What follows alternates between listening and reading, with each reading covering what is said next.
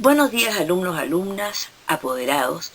Esta es la retroalimentación de matemática para sexto básico dirigida por la profesora María José Zúñiga, que les habla, y tiene como finalidad que ustedes corrijan sus guías de aprendizaje. Me interesa que las peguen en el cuaderno en el orden que se han entregado y vayan colocando un puntito si es que tienen algún error, ¿ya? Para así irlo corrigiendo. No borrar en lo que se equivocaron, porque de ahí van a recordar que no se pueden volver a equivocar en eso. Por lo tanto, les solicito que le hagan un puntito y lo escriban de otro color la corrección, al ladito de la guía. Si usted no tuvo para imprimir, me basta con que tenga el desarrollo de las guías en el cuaderno.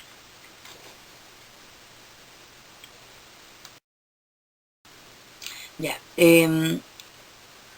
Yo lo que hice fue separar las sesiones por guía, ¿ya? Entonces, el objetivo es extraer información a partir de datos organizados en gráficos. Esa es la primera guía que ustedes debieron haber hecho. Ya. En la primera guía se planteaba el siguiente ejercicio, que era extraer información a partir de un gráfico de barras simples, ¿ya? Este gráfico de barras entrega información sobre el desarrollo del número de hogares con acceso a Internet. Cada una de las barras representa el número de hogares al fin de año. La primera barra de gráfico corresponde al año 94 y la última al año 2008. Describe qué ha sucedido con los años respecto al número de hogares con acceso a Internet. Utiliza las palabras claves que aparecen en las tarjetas grises. No todas las palabras corresponden. Bueno, acá sale desde el 94, bajar, cantidad, continuo, acceso, subir, hasta el 2008, Internet, hogares y estancarse. Esas son las palabras claves. Ya. Luego la respuesta sería la primera. En el primer ejercicio, desde el año 1994 hasta el año 2008, la cantidad de los hogares con acceso a Internet ha subido constantemente. Ese es para el ejercicio 1. Para el ejercicio 2 dice, una fábrica de bebidas lanzó 2 nuevos productos al mercado, un jugo natural de frutas y un jugo de frutas enriquecido con minerales. Se observó por medio año la venta de ambos jugos, registrando el número de botellas vendidas al fin de cada mes. Estudia el gráfico, contesta las preguntas. Ya está el ejercicio 2. ¿Cómo se desarrolla la venta del jugo de frutas con minerales? Entonces, la respuesta sería que la venta aumentó fuertemente hasta fines de febrero y bajó bastante hasta fines de junio. Después dice, ¿cómo se desarrolla la venta del jugo natural de fruta? La venta subió hasta fines de abril, se mantuvo hasta fines de mayo y subió nuevamente.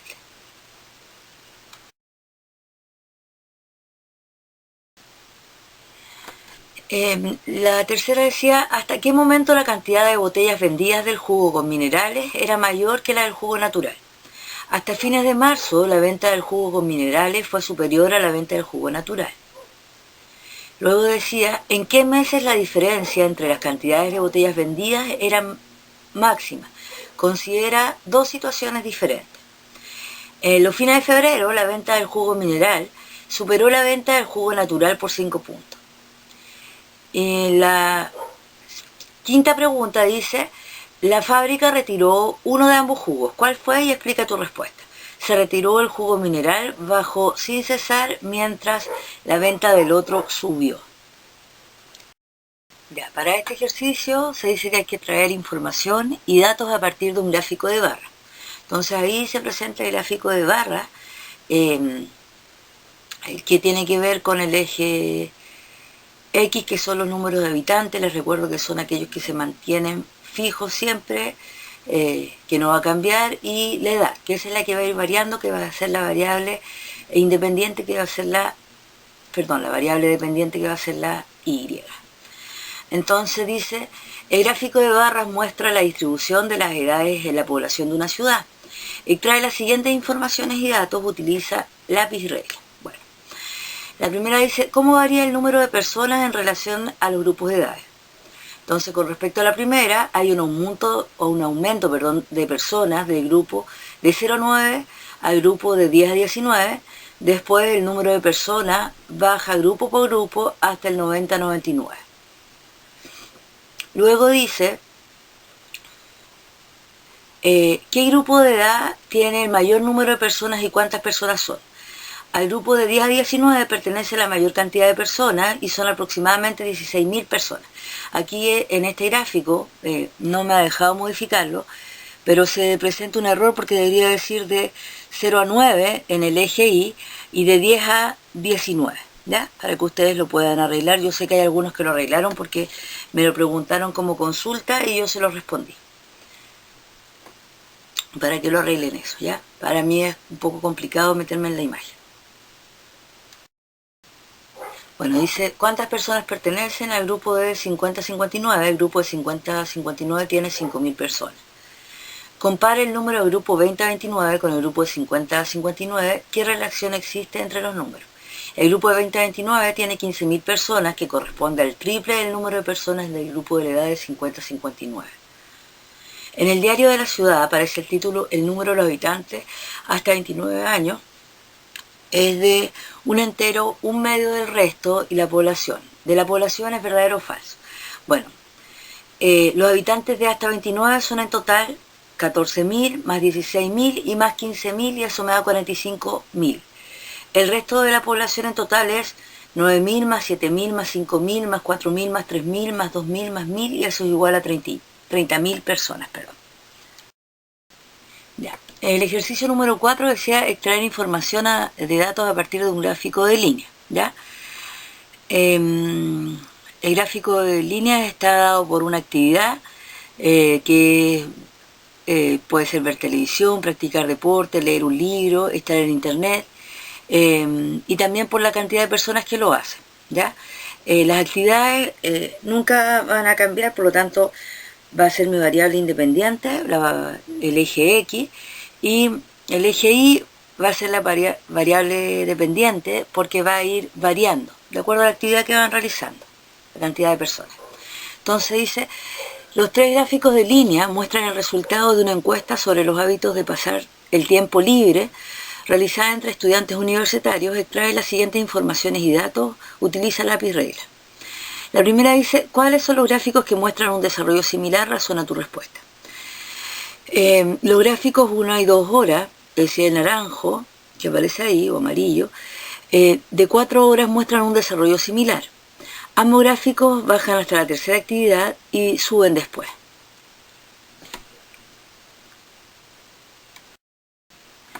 Luego dice, estima el número de las personas encuestadas y considera que no todos dan una respuesta a todas las preguntas. Comprueba tus cálculos con las 4 actividades. Ya las actividades son ver televisión, practicar un deporte, leer un libro y estar en internet. Ahí salen las personas y la cantidad. En ver televisión 960, en practicar deporte 950, en leer un libro 900 y en estar en internet 900 personas.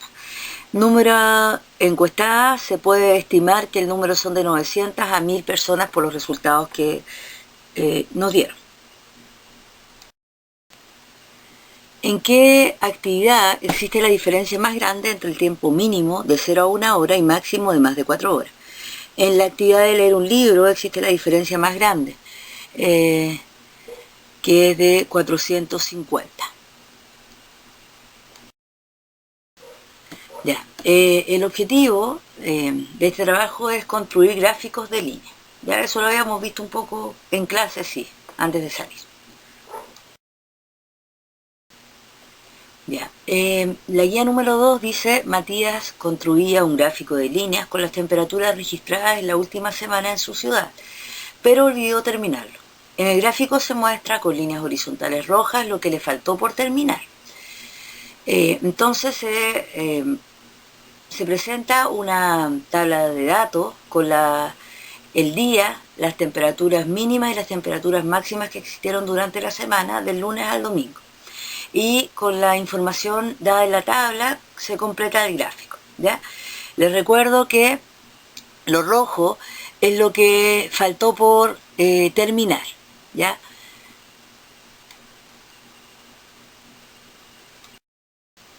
Ya, según la información que muestra el gráfico, dice, considerando la temperatura mínima, ¿qué día hizo más frío? El día domingo, con 1 grado. ¿Qué día se produjo la mayor diferencia de temperatura? El día martes la diferencia de temperatura entre la mínima y la máxima fue de 16. ¿Qué día hizo más calor? El día jueves con 22 grados. Ya. La siguiente tabla muestra las horas que Javier pasó frente al televisor jugando con el computador, en el computador, perdón, y estudiando la última semana en su casa. Se presentan los días de la semana, de lunes a domingo, las horas que estuvo frente al televisor, las horas que jugó en el computador y también las horas en las que estudió. Por ejemplo, el día lunes estuvo 1 hora frente al televisor, 2 horas jugando y 1 hora de estudio. Y así sucesivamente con los otros días, y también existió variación entre las actividades que hacía. Ya dice, construye un gráfico de líneas con la información dada en la tabla. Entonces aparece el gráfico de líneas que se establecen las tres actividades, que es la televisión, el computador y el estudio. Que eso es lo que se supone que estaba en la tabla anterior, que había que construirlo.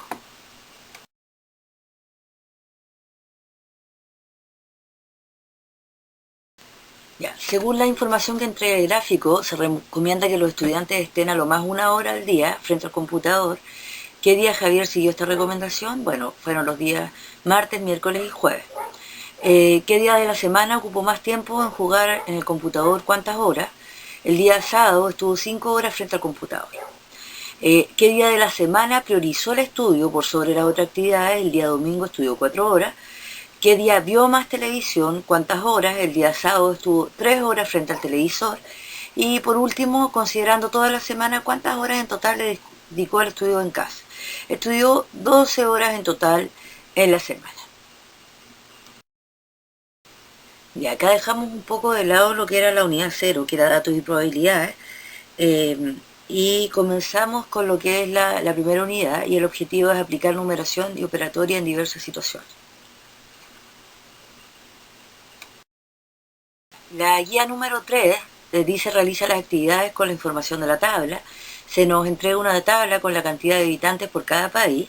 Estados Unidos dice que tiene 318.900.000, en Australia 23.130.000, en Brasil 200.400.000, en Rusia 143.500.000, en China 1.357.000.000, en Canadá 35.160.000, en Chile 17.620.000, en México 122.300.000 y por último en Francia 66.030.000.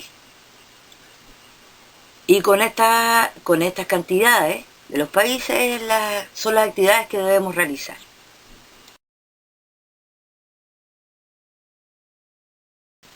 Ya, dice, escribe con palabras la cantidad de habitantes de los países indicados.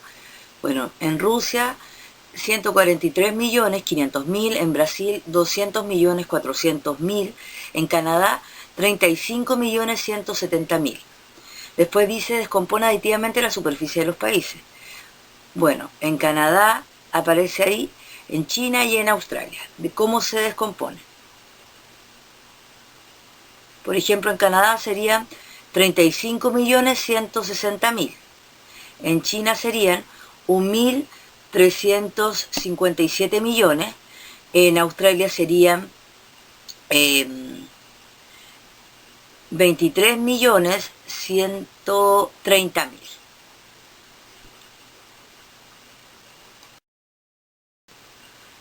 Ya, une cada descomposición de la superficie con la bandera del país que representa. Une cada descomposición de la superficie con la bandera del país que representa, se supone que ahí aparecen distintas banderas y aparecen claritos las flechitas que hay que unir con la descomposición correspondiente. Y después dice, para cada par de banderas encierra la que corresponde al país con mayor cantidad de habitantes. Bueno, aquí dijimos que era Estados Unidos y Brasil, que son las opciones que me dieron, si no habría puesto China, ¿cierto? Ya, ¿qué país tiene mayor cantidad de habitantes? Estados Unidos. ¿Qué país tiene menor cantidad de habitantes? Chile. ¿Cuántos más habitantes tiene China que Rusia? 1.213.500.000. ¿Cuántos habitantes menos tiene Chile que México? 104.780.000. ¿Cuántos habitantes reúnen Estados Unidos y Canadá? 354.060.000. Después dice que hay que resolver y se presentan 3 sumas con reserva, y ahí están el resultado de los ejercicios. Y acá dice, si una persona quiere comprar los siguientes 3 artículos, ¿cuánto debo pagar?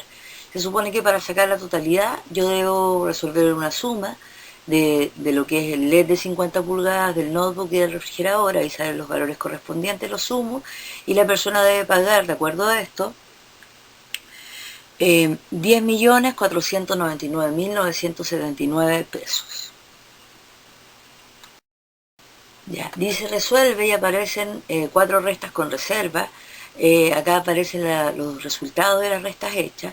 Después aparecen problemas. Les recuerdo que los problemas uno los puede resolver de distintas maneras, pero siempre debe llegar al mismo resultado, ¿ya?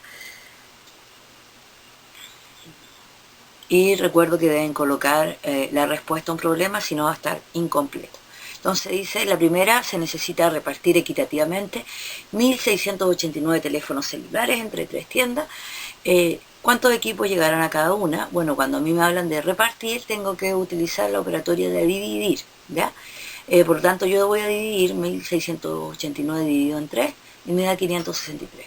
Por lo tanto, como respuesta debería anotar, llegarán 563 equipos de cada una. Ahora, la división la puedo hacer de la manera larga, que es con ir anotando la resta, o la otra que es mantener la resta en la cabecita, ¿cierto? Y hacerlo de la manera breve. Cualquiera de las dos estaría bien si usted utilizó bien las tablas de multiplicar y desarrolló bien los procedimientos. Y claro, llega el resultado.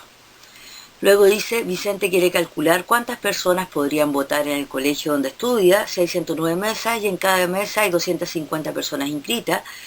¿Cuántas personas podrían hacerlo? Bueno, aquí simplemente hay que multiplicar 109 por 250 y eso me da 27.250. Por lo tanto, pueden votar 27.250 personas. Recordar que es importante colocar la respuesta y desarrollar las operatorias. Yo acá no las desarrollé por un tema de que se mueven un poco las imágenes, ¿ya? Pero les coloqué los resultados. Ya, el objetivo es reconocer múltiplos y factores de números naturales.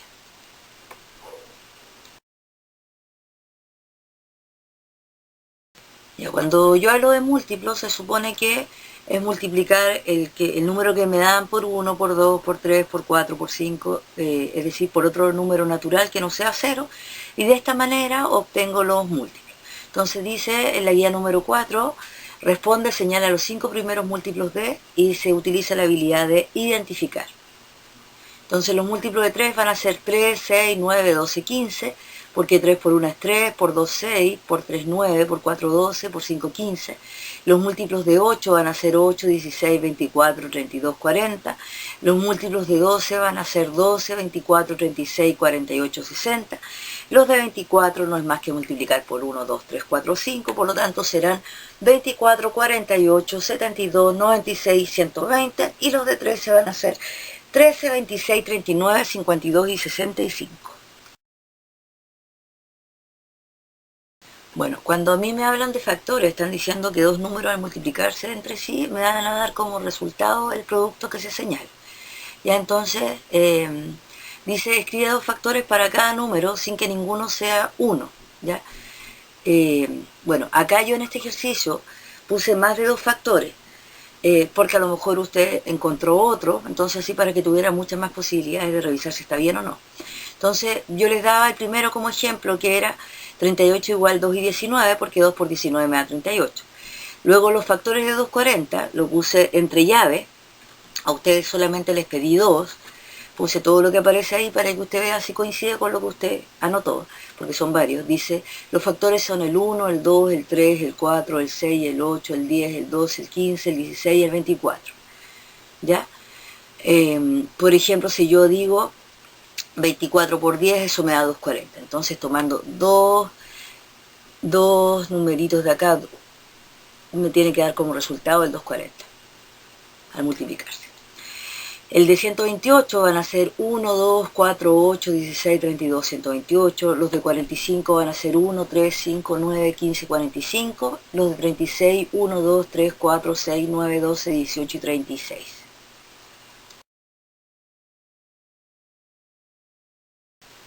Ya. Escribe los múltiplos según corresponda, se utiliza la habilidad de aplicar, los múltiplos de 3 menores que el número 36 y mayores que el número 12. Entonces, que sean menores que 36 y mayores que 12 van a cumplir la condición el 15, el 18, el 21, el 24, el 27, el 30 y 33. Recuerdo cuando digo menor que o mayor que, yo no voy a considerar el número que estoy dando, ¿ya? Si digo menor o igual o mayor o igual, ahí sí se considera el número. Los múltiplos de 7 menores que el número 70 van a ser 7, 14, 21, 21, 28, 35, 42, 49, 56, 63.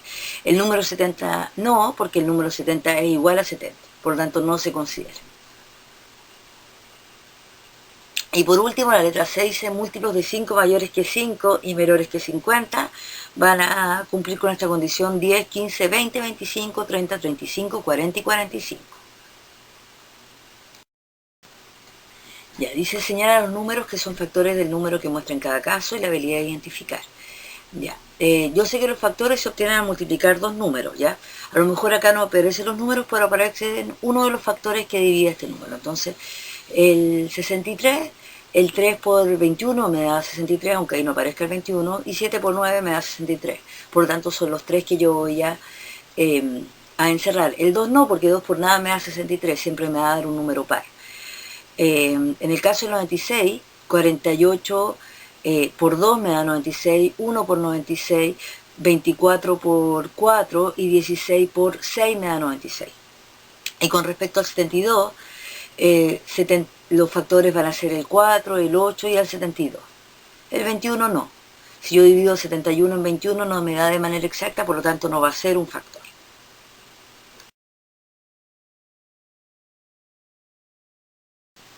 Después dice indica verdadero o falso y argumenta en caso de falsedad.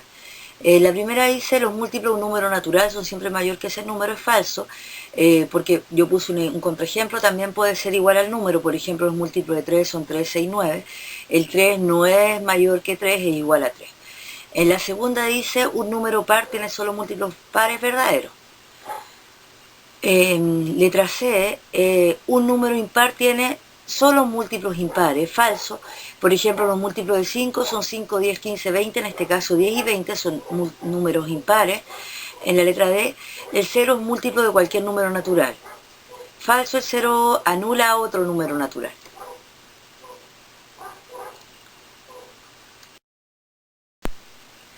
El objetivo de esta guía es identificar los números primos y compuestos e indagar sobre Eratóstenes, ¿ya? Acá me quise ir un poco a lo que es que ustedes supieran que matemáticas es más que números y también existe una teoría detrás de estos números, ya la teoría de números. Entonces, se hace unos números del 1 al 100, una tabla con números del 1 al 100, así como a semejanza de lo que era la criba de Eratóstenes, que la hizo para descubrir cuáles eran los números primos y compuestos, ¿ya? Y es lo que vamos a hacer ahora. Bueno, yo les di una tabla que era del 1 al 100 y ustedes tenían que o pintar o bien tachar. Lo primero que deben saber es que el número 1 no es ni primo ni compuesto. Los números que están pintados de amarillo van a ser los números primos y son aquellos que están en la tabla de sí mismos, se encuentran en la tabla de sí mismos y en la del 1, ¿ya?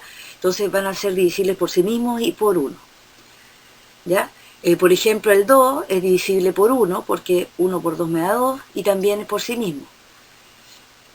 Lo mismo con el 3, con el 5, con el 7. ¿Qué ocurre con los números tachados? Los números tachados son aquellos compuestos, ¿ya? Y que se forman producto de dos o más factores, ¿ya? Por ejemplo, el 100 aparece en distintas tablas, por ejemplo, 50 por 2, 100 por 1. En el caso del 43, que es un número primo, solo 1 por 43 o 43 por 1 me va a dar el número primo, ¿ya? Y me da como resultado 43, se supone. Eso es lo primero, que pintaran de acuerdo a las instrucciones que se les daban y saber que el número 1 no es ni primo ni compuesto.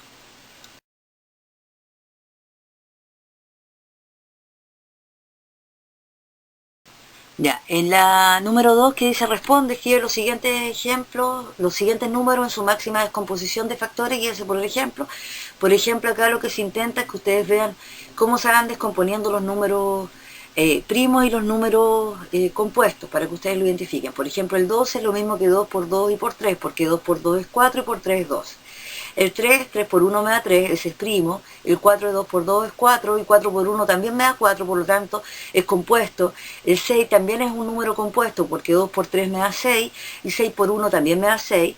El 15 también es un número compuesto porque 5 por 3 me da 15 y 15 por 1 es 15. El 7 es un número primo porque solamente aparece en la tabla del 7 y en la del 1.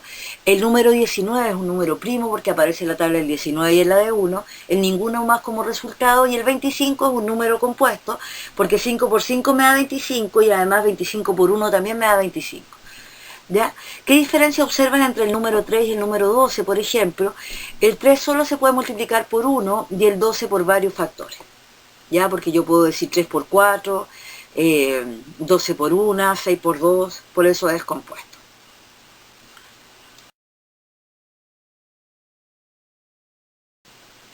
Ya, después dice, ¿cuál es la diferencia entre los que están pintados y los sin pintar? Bueno, los que están pintados son primos y los tachados compuestos. El número 1 no es ni primo ni compuesto, que es lo que habíamos dicho anteriormente.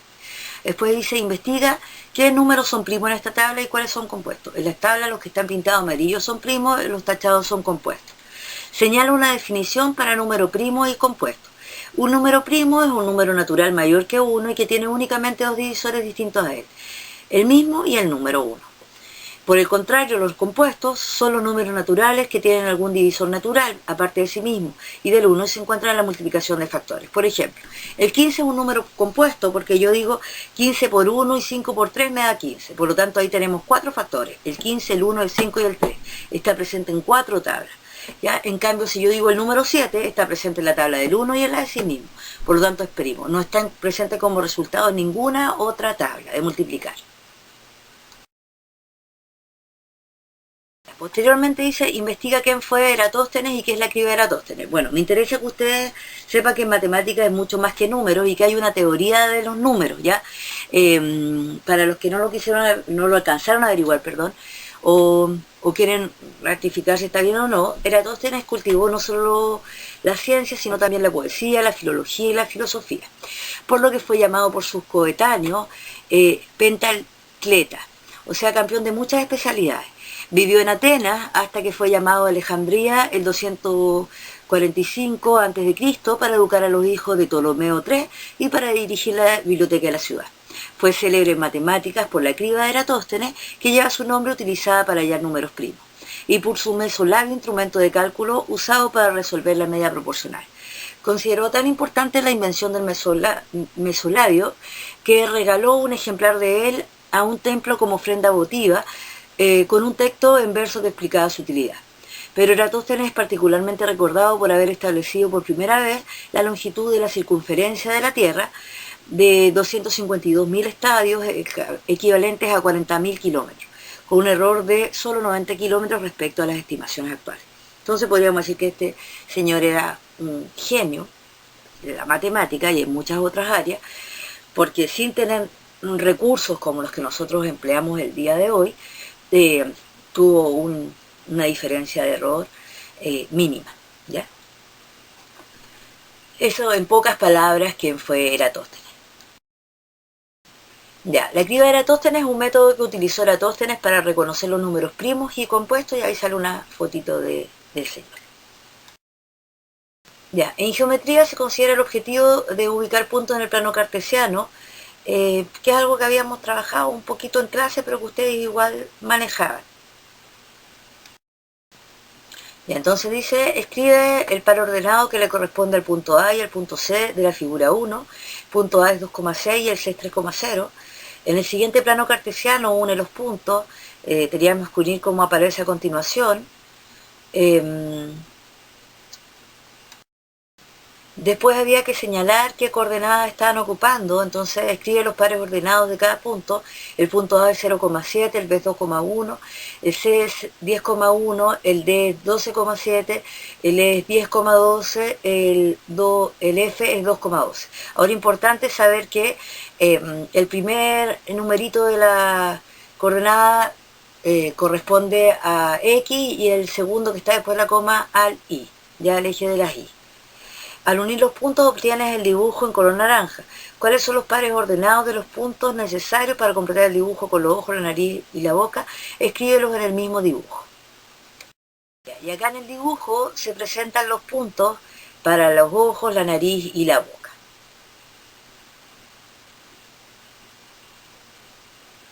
Ahora, importante saber que, por ejemplo, el 3,10 es para el 3 de X y el 10 de Y, que ahí va a estar el punto. Siempre primero el X y luego el Y. Eso es muy importante. Ya. Primero que todo, gracias por su atención. Espero que la corrección de estas guías les haya servido de ayuda. Se cuidan mucho. Sé que están haciendo un gran esfuerzo con estar encerrados en la casa, pero es para un bien mayor. Espero que estén bien. Los quiero mucho y espero que nos veamos pronto. Muchos besitos. Cualquier consulta importante me la hacen llegar al correo. Espero no haberme equivocado en ninguno de los números que señalé acá, pero uno se puede equivocar igual. Y también espero que las guías de aprendizaje las vayan pegando en su cuaderno en el orden correspondiente, y las vayan pegando con las correcciones respectivas, ¿ya? Ojalá que con otro color para que vean en qué se equivocaron y así puedan aprender a través del error. Muchas gracias, besitos para todos. Cuídense.